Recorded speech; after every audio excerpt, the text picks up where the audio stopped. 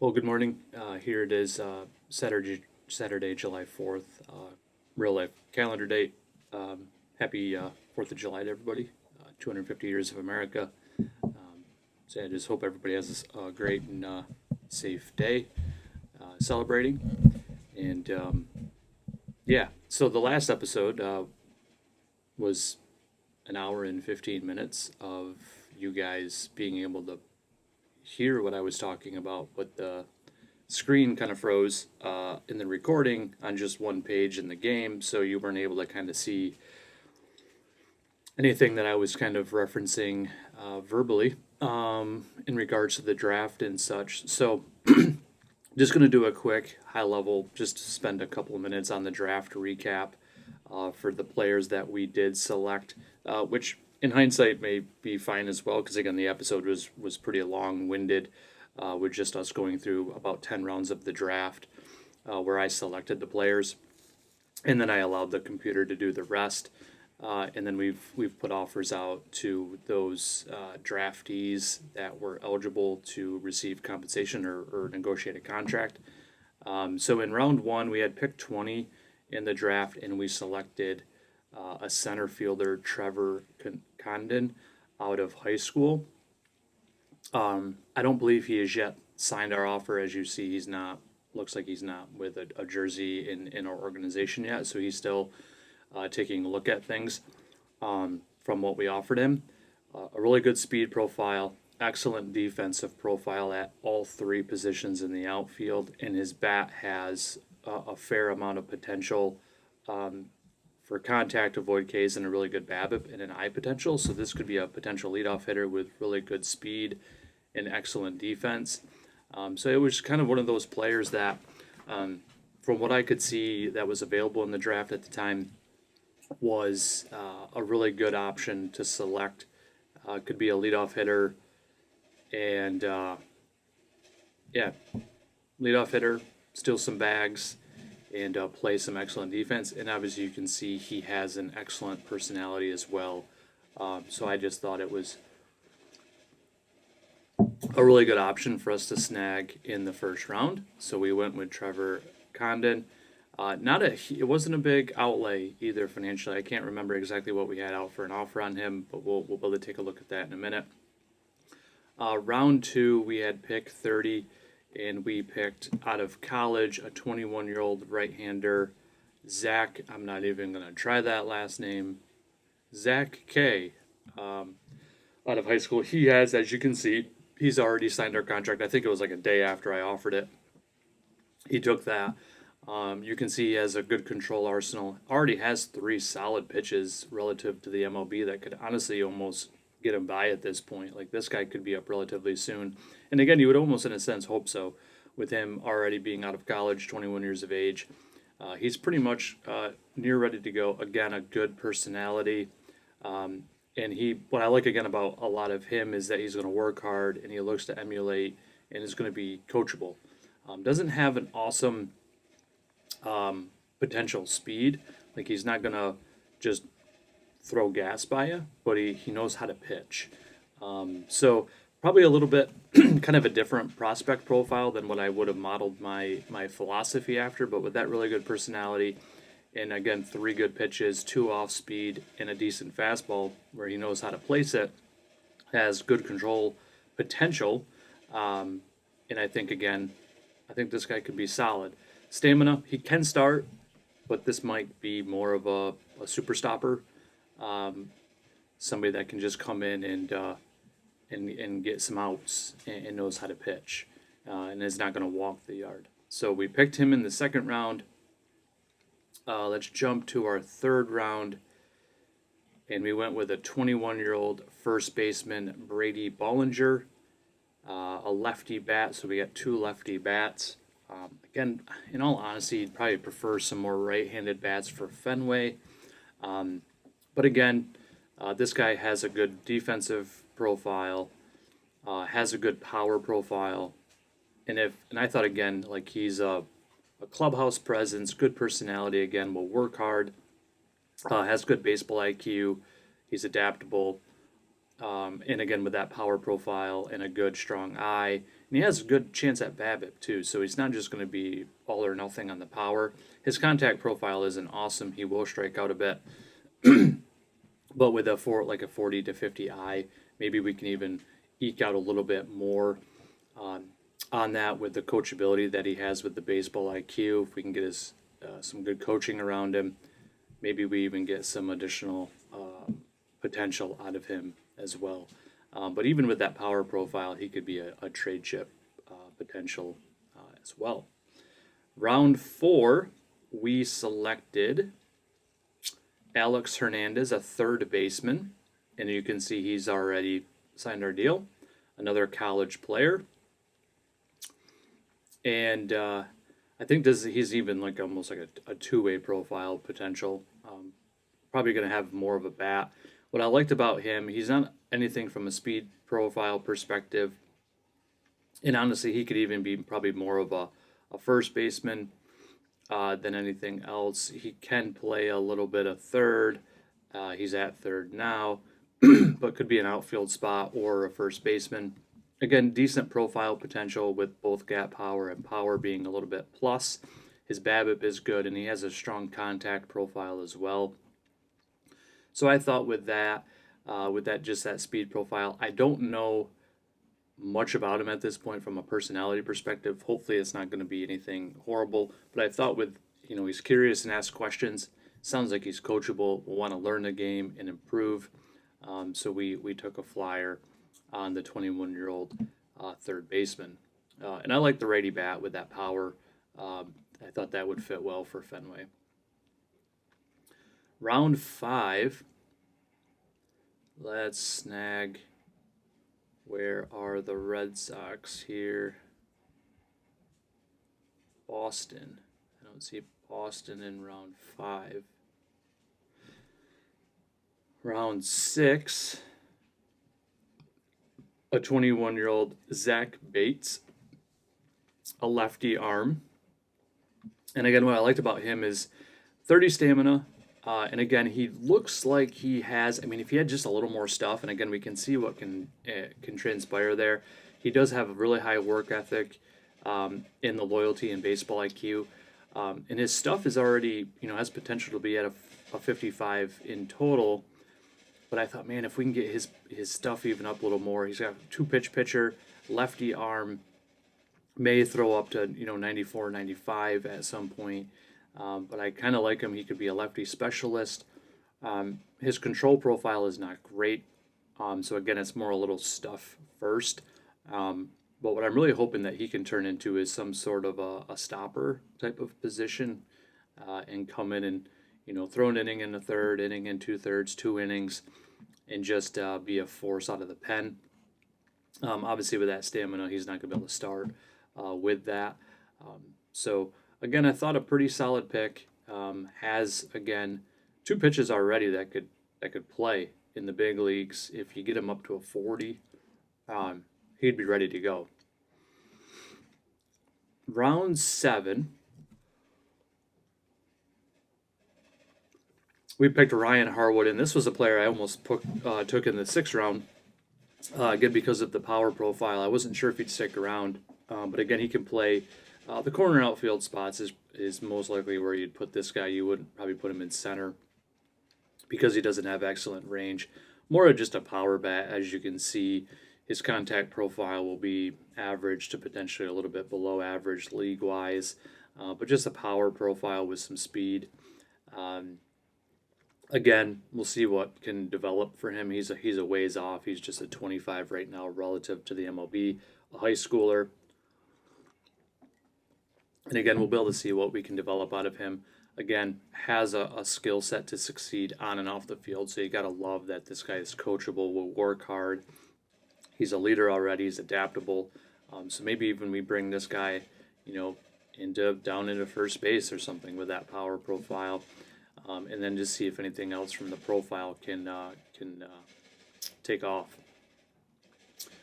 I think it was I might have been in the 6th round. I want to jump back there because there was a player I did talk about in the episode, and I'm not even going to post it, but had talked about it was Andy Pettit's kid, Might have been in the 8th round. Um, Let me just see. Yep, there it was. It was actually in the 9th round. So we took a Brett Renfro, a starting pitcher, but Luke Pettit is Andy's kid. He doesn't have an awesome profile. He's a control artist, borderline starter, finesse. Probably won't even throw all that hard. But I thought it would at least be interesting um, to take Andy's kid. But we did not. He went a couple spots after we had taken a pitcher. But I just wanted to mention that I thought it was kind of a neat storyline that we might have been able to take advantage of. In the 8th round, we took a reliever, 23. So this guy's already a bit up there in age. Again, has some stuff potential. Control could be a bit of a risk, so he could walk the yard.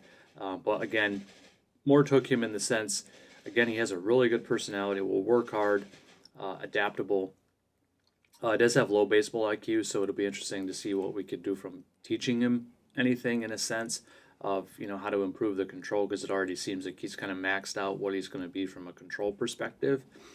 Um, but it won't be long, if he can just improve his pitch arsenal a little bit, get the stuff up there a little bit. Uh, we might see him in the big leagues relatively soon, or at least get him in the high A leagues to see if his arm can develop, because he already, he's 23, he's throwing 95 now, has potential to throw even harder. I think we just got to get some good coaching around him and to see what can transpire. And he's going to look to prove himself, so he's going to look to try really hard, be a good influence in the clubhouse. So I'm excited to see what we can get out of Mr. Trevor or Torin O'Haran. And then in the 9th round, we selected Brett Renfro, a 21-year-old. So again, we focused a lot more on college kids, a little, guys that are pretty much kind of close to ready to go. Should be within a couple of years away from, at least seeing where they're going to slot into the organization. Can they be a piece on the big league club? Those sorts of things. Again, high leader, high work ethic. Has, potential 3 good pitches, fastball, slider, and changeup. Stamina is up there pretty high, so this guy can start. But again, his movement's not great on his pitches. He could give up a lot of home runs, and his BABIP is relatively high. But should have some decent control, so he won't walk the yard. But maybe more of a borderline, 4th, 5th starter. We'll have to see what transpires with Brett, a righty, 6'2", 225. So has the build to throw. And again, is always polishing his skills. So should be teachable. We should be able to get some potential out of him. And again, if he just has really even 2 solid pitches, he could just be kind of a back-end bullpen piece to eat up some innings as needed. So not horrible with that pick, has a 45 potential, and to still kind of get a player of that caliber or potential caliber in the 9th round is not awful. And then in the 10th round, I believe that's as far as I had selected. I wanted to just take a look at what we had. Yeah, I don't remember selecting Cade Blue. So round 10 and beyond, I did not select. I just want to go to the negotiate with draftees, and obviously you can see Trevor's the only one. I think there was 4 or 5 that did need an offer, and most of those have selected those or have taken the offers. And Trevor's the only one yet that is not signing. So I'm hoping at least we'll hear back something from him soon. And if we need to up the offer, we can. We have plenty of room in the budget for what we had set aside for the draft to do so. I wanted to chat about some of the news in the organization. A couple of things that I had done. I played a few games, but one thing I wanted to talk about was a move the New York Yankees made. Actually, they made a couple of moves. They traded for Tariq Skubal. So they are definitely, all in. One thing of note, they just want to take a look at what their trade was. So it wasn't even that, they didn't give up a whole lot. I mean, they gave up Dax Kilby, which was obviously a top prospect in their organization or one of their top prospects, but not even a whole lot. And then a couple other pitchers that, don't have a ton of potential. But again, this could be as little as a short term, couple month rental. But again, if the Yankees can get a World Series out of it, you take it. The one thing that they do have is an injury in the rotation that probably pushed them to the edge of making that trade. And that injury was to Garrett Cole, who in early June torn labrum in his shoulder. So he had the elbow injury the year prior, and now has this shoulder injury. This will definitely probably have some long-term impacts to Garrett Cole for what he'll be able to be, as far as effectiveness going forward. I'm sure, these injuries are not great. So he is out the remainder of the year.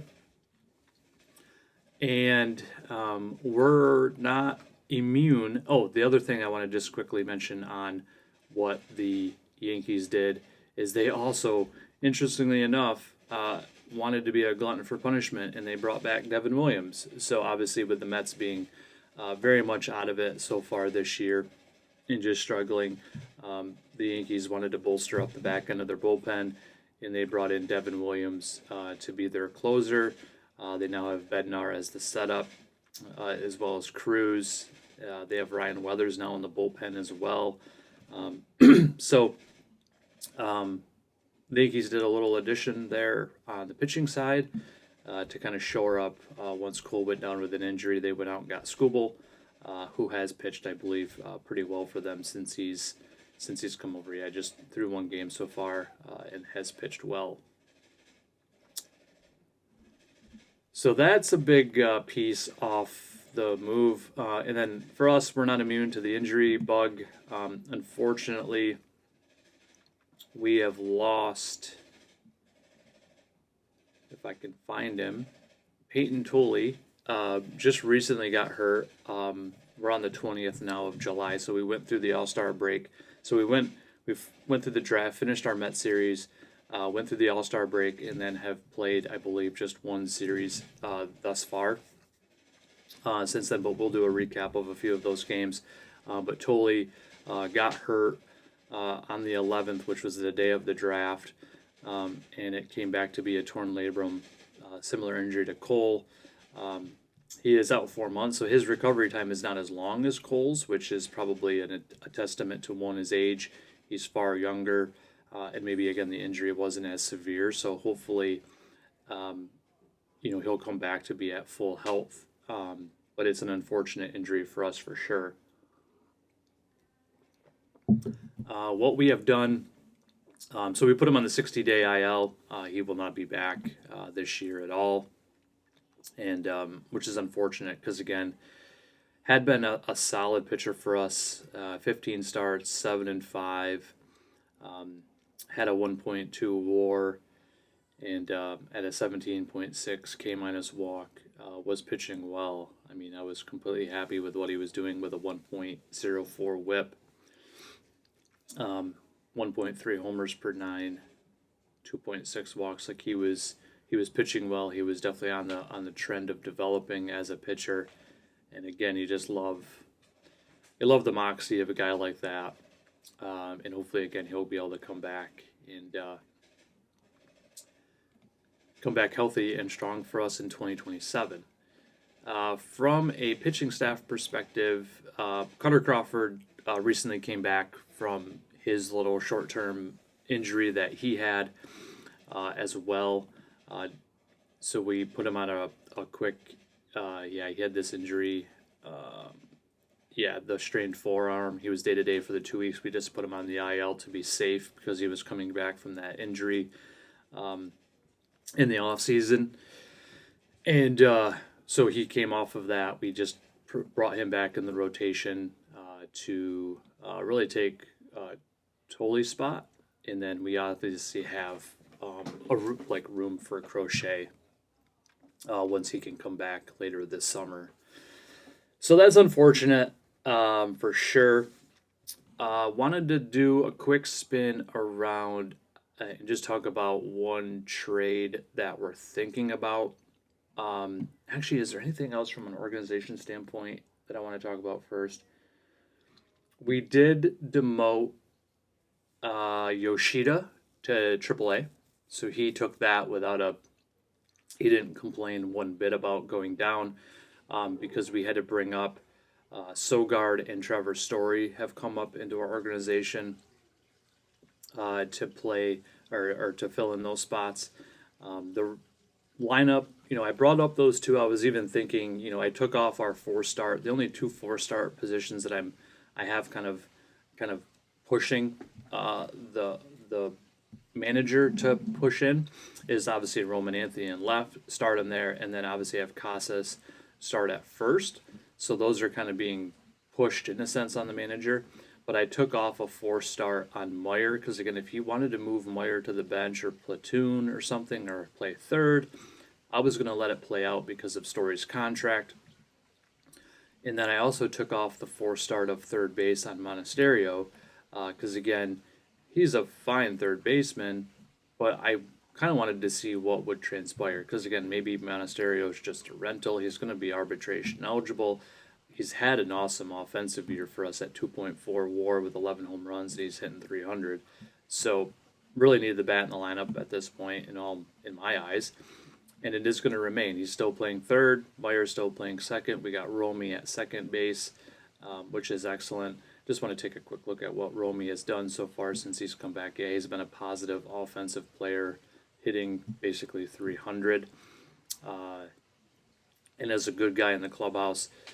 Again, potentially Romy could, if Casas was struggling, you could put Romy at first. You could put Contreras there, and then your DH spot's relatively open. Story can obviously play second base really well. Probably has better fit for second at his age anyway.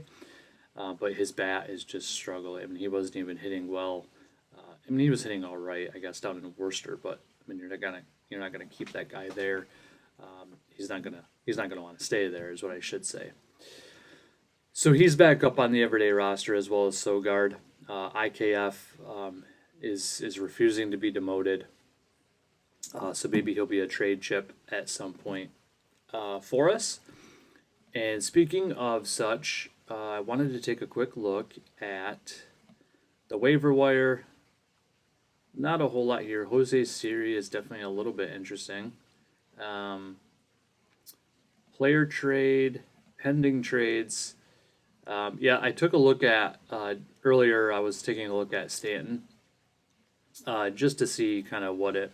There's obviously some players that we could trade for Stanton because of his contract. So he's paid a relatively hefty sum of money this year and next. There's a team option after that, but I like his bat profile, just the power. I think he would just pepper the monster all day long, but obviously you can't really play him anywhere defensively, and it would require us to have dealt somebody in a sense.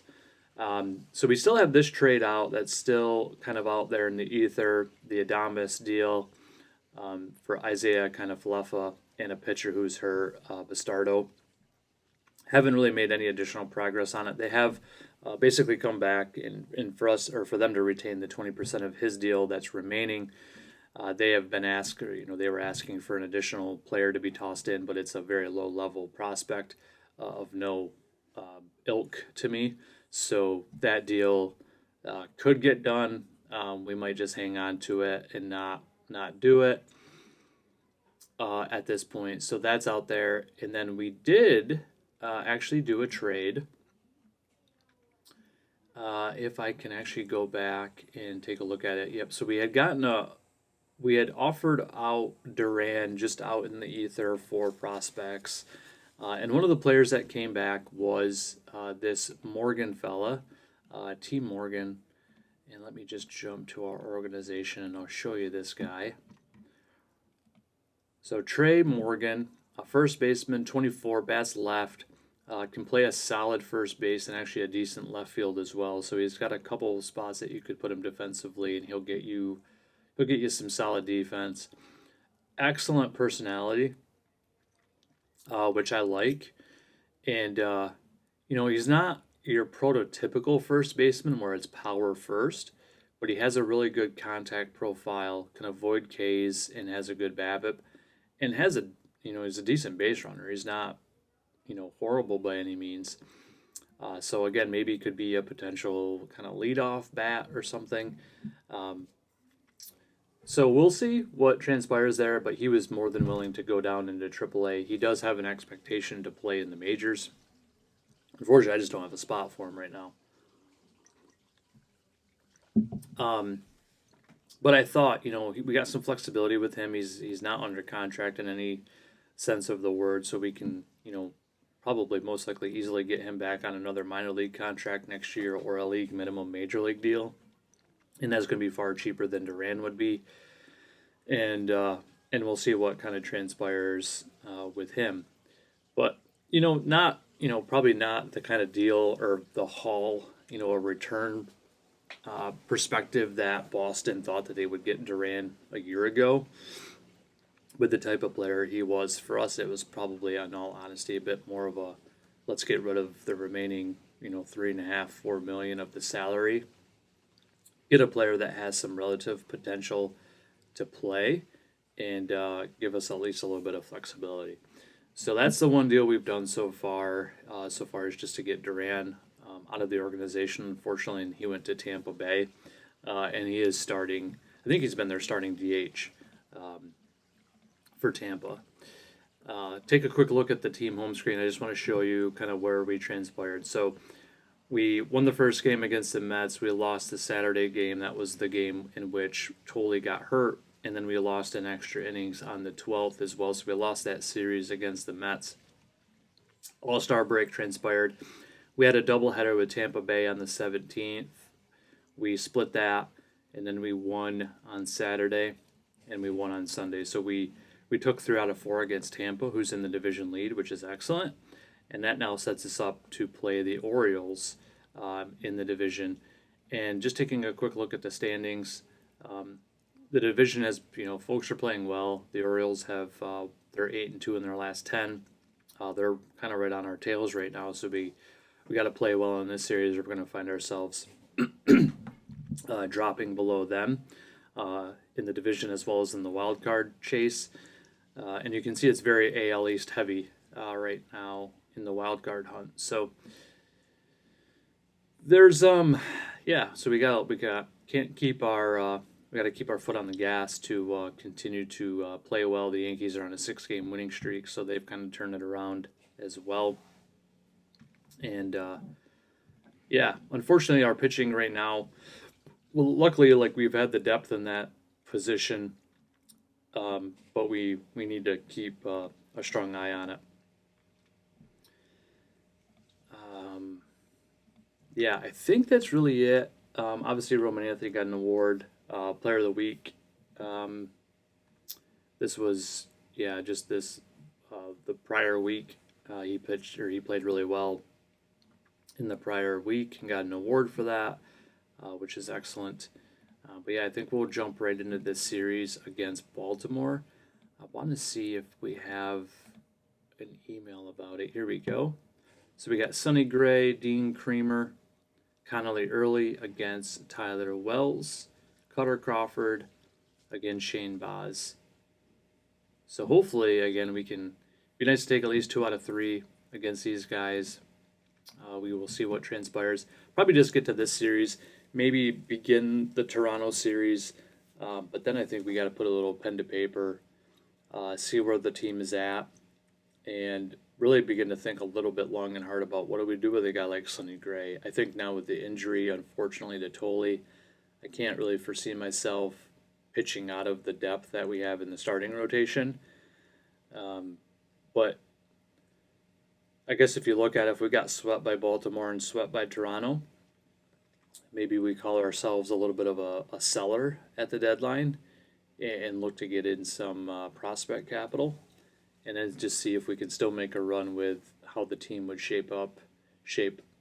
how it would be shaped at that point as we would head into August. So we'll play these series and see where things kind of net out in the next handful of days. So our first game here against Baltimore, let's see if we can get a dub. Sonny Gray gets his 2000th career strikeout, and we do win in extra innings, 6-5. Connor Wong a sac fly to walk it off for us. So very nice. Looks like I'm just trying to take a look. They did score a run in the top of the ninth. So was it a blown save?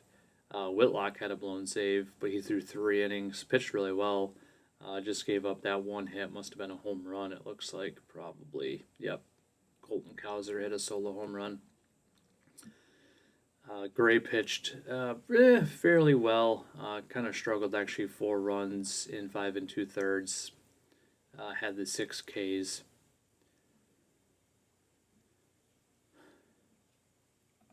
Kremer got hurt. Tired arm day to day. Nothing too crazy there, I don't think. But nice. So we get the first win of the series. We are home for the series against Baltimore and Toronto, so hopefully that's an advantage to us. But again, this team hasn't played out of their minds at home. And Connerly Early diagnosed with forearm stiffness. He will be out about 5 days. Yikes. So just a little forearm stiffness. I don't think it's going to be, too crazy. Maybe he'll miss a start. I don't think I'm going to put him on the injured list or anything. I think we'll just let it be as it is. It does look that we lost this game in extras. Early came out after just 1 inning. He threw 8 pitches and then had the forearm stiffness. Sandoval then pitched in relief. Watson pitched in relief. So it was more of a bullpen day at that point. Chapman took the loss, unfortunately.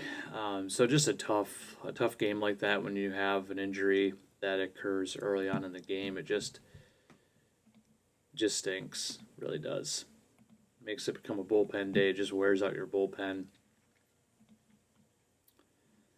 So let's see if we can finish off this series, take 2 out of 3 against Baltimore, and we do. So excellent. So a nice job there. The offense came through with 4 runs in the third and 4 runs in the sixth to get ourselves in a good spot. Anthony had a good day, as well as Rafaela, who's having a really strong season, by the way. And Navarez with some RBIs as well out of the catcher spot. Cutter Crawford, his first start back since a little short-term stint there on the injured list, did not pitch all that well, in all honesty. 5 2/3, 10 hits, plus the 3 walks, so 13 base runners. And 5 2/3 is a bit rough. Gave up 3 home runs, which is not great either. But our bullpen did a really nice job to close the door. Chapman picks up his 26th save, and Slayton pitched really well in 2 1/3. 1 hit, no walks, and struck out 4. And obviously there with that game score of a 29, that's not a good start by any means. But luckily for Crawford, the offense bailed him out. And we have ourselves a trade proposal, a couple that we should probably look at. And what's nice is Trevor Condon did accept our offer of just that $1.7 million, which is excellent. And actually, I did do a scouting report on Sandy Alcantara as well, just for some pitching depth. His contract is 17.3 the remainder of this year, and there's an option for next year at just $21 million.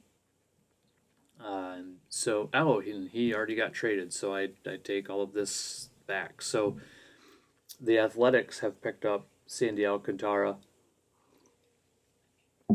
Not the Mets. The Athletics have picked him up with the Miami Marlins, keeping 45% of his salary, which is pretty crazy. Let's see, what did they trade for? A center fielder and a closer, Ricardo Reyes. So not a whole lot there, but he was just traded a day ago. So Sandy Alcantara is off of the trade block. I did see that he was in there, and I was at least somewhat interested in him. Again, it was kind of going to be a potential short-term rental, just for him to kind of take that spot of Tolley as maybe our 4th starter for the remainder of this year. But at that point, I was really just more looking at the scouting report to get a little bit better focus on it. Let's see. What do we got for a proposal from the Cubs? The Cubs are interested in sending a shortstop Dansby Swanson to us. They would like to get a 26-year-old minor leaguer, Caleb Durbin, who is currently nicked with a strained abdominal muscle. So they're interested in Durbin and Garrett Whitlock, who I am not planning on trading. He is under contract at a relatively good deal for us this year and next, and even that team option of 10.5. I don't think I have any desire at this point to trade Garrett Whitlock, but let's take a quick look at Dansby and see what his profile looks like. I like the defensive profile for sure. The guy has freaking awesome range, does not make errors, and has a solid arm and can turn double plays. So, sure, I like the player. His bat is nothing awesome, and as you can see, he's a little bit below league average offensively, but does have a little pop in the bat, which is nice. Bat's right, which would fit Fenway fine. Contract is relatively similar. It's probably one less year than what Willy Adames is, and his, honestly, from a defensive standpoint, he's probably even better than Adames is. But this is too much of a cost. I'm not going to trade Whitlock. I just wouldn't. I don't believe at this point to pick up Dansby at this stage. A nice player, nice profile. Obviously, with 2.4 wins above replacement, he's a solid everyday player for sure. He's fan favorite. I'm sure the city of Boston would love this guy too, but they would probably be pretty mad at me in the sense of trading away Whitlock. So we're just going to reject that one right off the rip. I don't think I have any interest in that one. And the Yankees are interested. They've been trying to do it. Like, they've been trying to get Vinny Capra from us for a while. Josh Moylan, yeah, I'm going to reject that one as well. So far, nothing there too crazy that we're interested in. I do want to take a quick look before we jump into the series with Toronto. I do want to take a look at just who's out there in the trade block. I want to take a look at just all players. We have put Chapman on the block. We haven't gotten any offers yet for him. Zach Wheeler is hurt. Obviously, Brandon Lau is... The one thing that has turned me off, in a sense, to Brandon Lau is that he does bat left and he's an extreme pull hitter. And I just don't know if that's going to play as well in Fenway. Obviously, it's going to be fine on the road, and he still has good gap power, so he can hit balls into the alley in Fenway. He doesn't have awesome speed, so they're probably going to just be doubles. It's not like he's going to stretch it to triples all that often.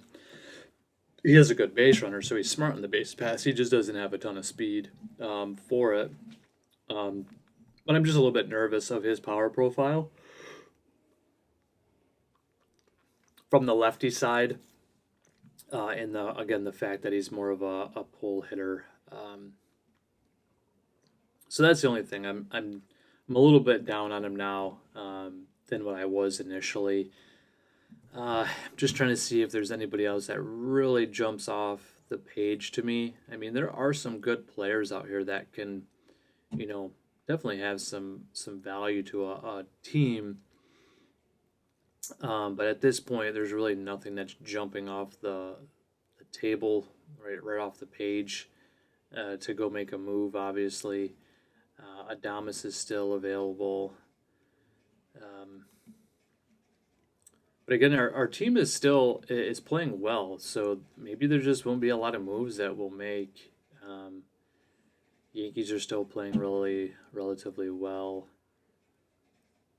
We have some good breathing room in the wild card spot.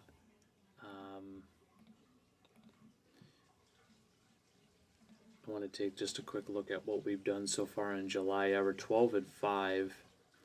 So we're still just playing excellent ball. 30 and what is that? 30 and 14, so positive 16.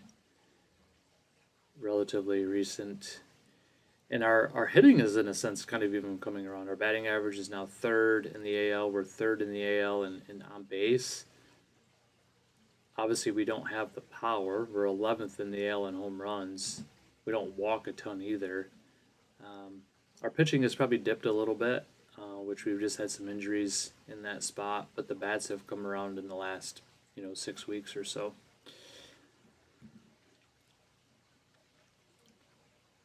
And the reason really why I don't want to trade Whitlock is, again, I'm thinking that Chapman potentially could be out. So if we just deal him, I want Whitlock to be our kind of just our natural move to the closer role if that trade were to take place, if we were to move Chapman before the deadline. All right, so let's go through this series with Toronto. Let's take a quick look at the scouting report from our scouting director, McNamara. We got Suarez against Bieber, Oviedo against Jose Barrios, and then Sonny Gray against Scherzer. Very excellent. Very excellent. First game here on a Friday night at Fenway, and we win 13-2. So the offense, 5 runs in the second, 4 in the fourth, 1 in the fifth, 3 in the sixth, 16 hits. Whew. Gotta love it. Home runs by Contreras, Monasterio. So just 2 home runs, doubles galore. Guys hitting the ball. Monasterio with a triple. Romy with just an error. Tons of run support for Ranger Suarez. 2 runs, but just 1 earned, 1 walk, 9 Ks. Pitched really well. Weissert came in to kind of just mop up the game. Bieber got rocked. Their bullpen also got roughed up. So, pretty good statement win there in game 1. Little Saturday afternoon ball here in Boston, and another trade proposal. So now we're getting some deals coming across. So I'll have to take a look at these. We did lose 4-2 in this one. Yeah, we tried to make a little bit of a comeback. We scored 2 in the bottom of the 6th to get it within a 2-run game, but then we didn't score anything else thereafter. Oviedo 4 runs in 5 innings, just 1 home run, 4 walks as well. So not an awesome start out of him. And Barrios did pitch really well against us. We couldn't figure him out, and they were able to get the ball to their bullpen. Varland's a solid pitcher, and obviously a really good game score out of their starter. All right, so before we finish off this series, let's take a quick look at these trade proposals. The Rockies looking to send us a 31-year-old reliever who looks to be of very little. I mean, this just doesn't look to be of anything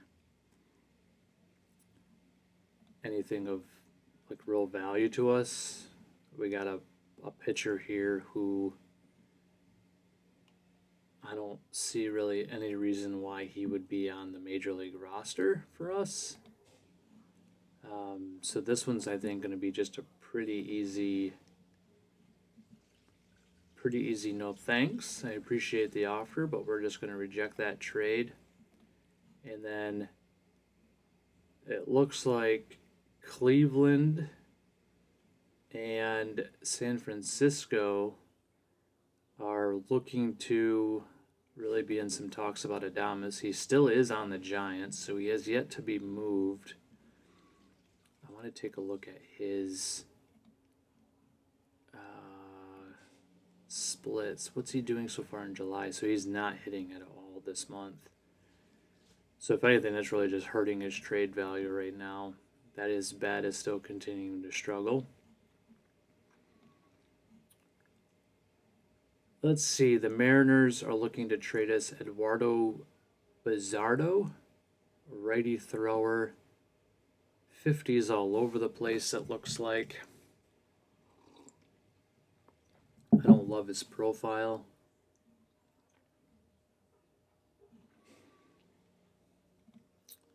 Okay, what do you want in return? John Holobetz, Robert Moreno. Again, nothing there that I really see that I would be all that interested in. So, the one thing I want to take a quick look at, I just want to see from our front office, we do have some money available. So we got 10 million that is available. Our attendance is still continuing to struggle at 30,000 basically, which does stink. I had lowered the ticket price a little bit, but it hasn't seemed to really take off. Staff is still content, and trying to see where it is.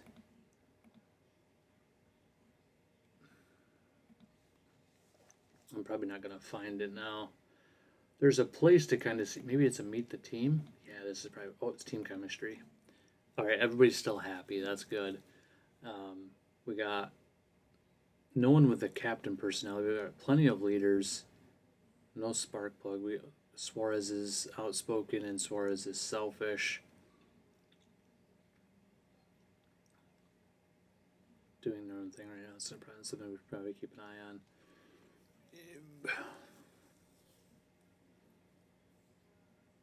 Chad Tracy has good relationships with a lot of these guys. IKF just continues to be a bit of a. I mean, again, he's like his contract ends at the end of the season. He is on the trading block. Do I have him on the trading block? Yeah, I must. So, all right, let's finish off this third game of this set, and hopefully we can take 2 out of 3 against Toronto, and we do. And it looks like Rafaela, he's got a sore back. He's day to day. I would just hate for this to turn into something worse. I don't know. He plays such a good center field.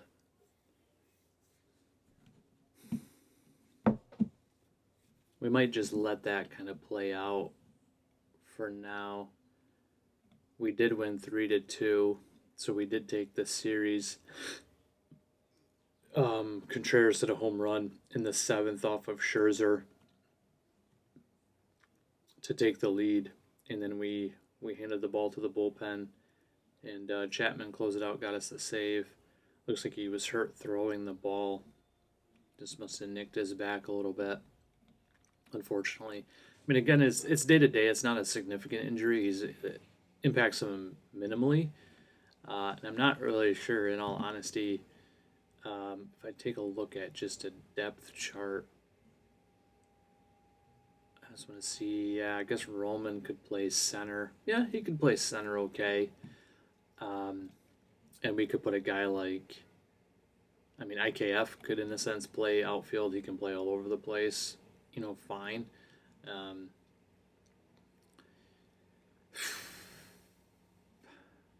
So, yeah, I'm just trying to think if I want to bench him a day or two, and just see. Maybe that's what I'll do, is just give him a couple days off. We're just gonna bench him for 2 days, and that way, just allow him get a little bit of rest. We can figure out from a lineup perspective for a couple days what to do against the Athletics. We are now 9 games above 500, so again, the team is still playing really well, playing 700 ball here in the month of July, so the momentum is still trending in the right direction for us. Crochet looks to be injured for about 3 more weeks, so you got to figure he's going to be back soon. That'd be like mid-August. He should be back for a September run.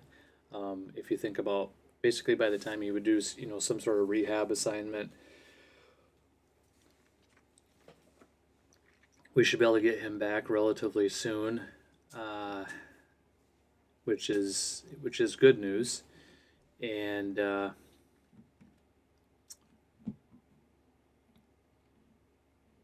yeah, I think again the pitching staff is holding strong. I mean, we're getting good starts out of Gray and Suarez yet. Crawford has had come back really hot and has obviously cooled off since that point. But Oviedo is still doing a solid job in our fifth role, in the kind of our fifth spot of the organization in the starting rotation. So again, I'm a little bit torn as to what to do with the team.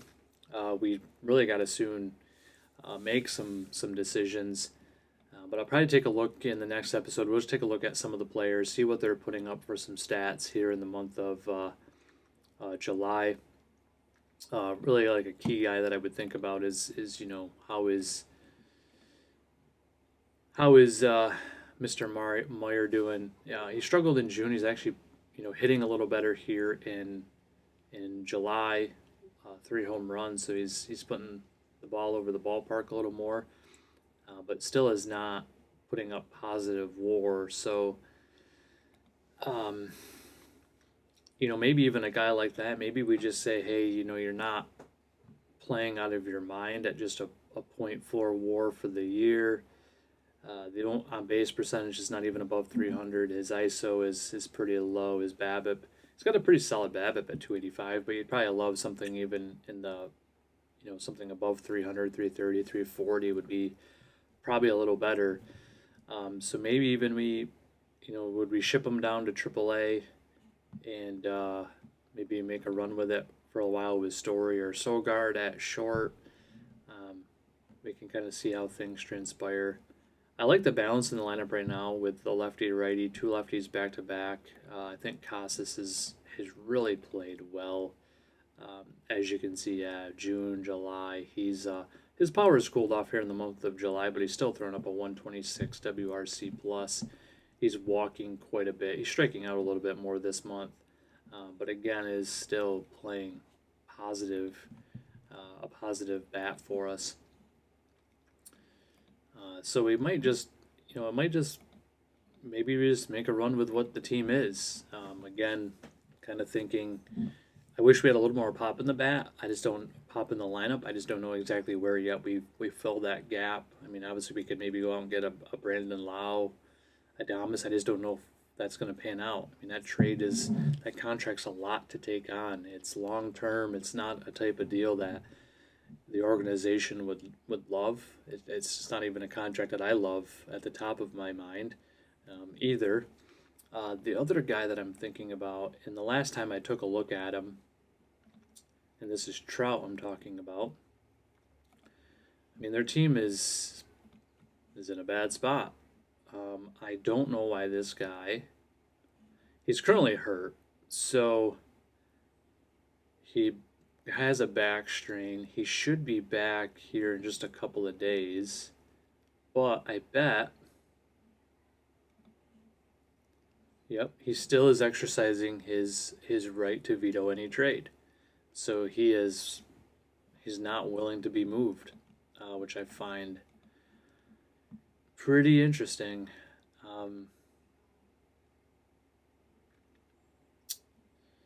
So yeah. So I don't know. There's some players out here. Obviously, the Adames player is of interest to me. Swanson is out there yet. Kevin Biggio, Alec Bohm, Jonathan India. Obviously, from a power perspective, you're kind of really more looking at the Lau. Tyler O'Neill has some good pop in the bat. He's been in Boston before. Works hard. He does work his tail off. But again, maybe some things that we'll have to think about, obviously, in the next episode because we're coming up against it here. We're a week away. We got a weird 4-game series against the Athletics, then we head to LA. So we're heading out to the West Coast for these trades, or for the deadline is when it'll be transpiring. But again, team is still, the momentum is being carried forward into July. It's putting us in a bit of an interesting spot to be thinking about what we do with the team going forward. The Athletics are not a team to sneeze at here either. Um, they went out and traded for Alcantara to bolster up their rotation and they're looking to, in a sense, kind of make a run at things as well. I just want to take a look at where they're at in the wild card hunt. They don't have to worry about the wild card. They're leading their division. So the West is a bit of a train wreck, but the Athletics are currently in the top spot there. Yep, the Yankees are playing really well. Like they're playing really solid now. They're actually closing the gap even a bit on the Rays. So we're not probably in any sense of the word in contention for the division, with the Yankees and the Rays really just running away with things currently. But we have a good, nice stronghold on the wild card spot. So again, maybe from our focus for 2026 is what could we do to potentially add something? What does it look like to see what we could do in that regard? I'm not sure exactly yet what it looks like, who that player would be.